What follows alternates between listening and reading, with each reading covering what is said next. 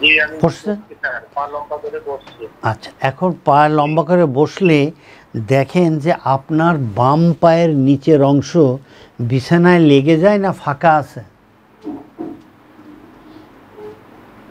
বিছানায় লেগে যায় পুরাটা।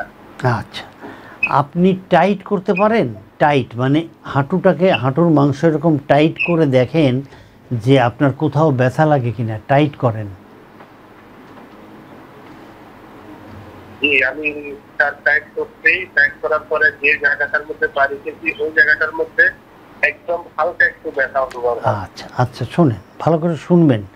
আপনি আমাকে শেয়ার করছেন তো, তাহলে এখানে আমার কথাগুলো থাকবে, স্যার। যদি কেটে যায়।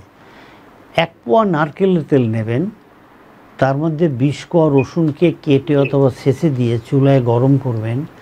লাল লাল হলে একটা বাটিতে ঢেলে রাখবেন। জি স্যার। ওখান থেকে তেল আর রসুন নিয়ে যে জায়গায় ব্যথা ওখানে ডলে দেন। কতক্ষণ? 30 সেকেন্ড। দিয়ে একটু রেস্ট নেন।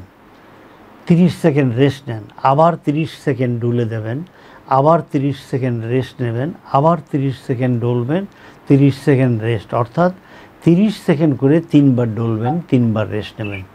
এরপরে আপনি ওখানে ঠান্ডা সেঁক দেবেন।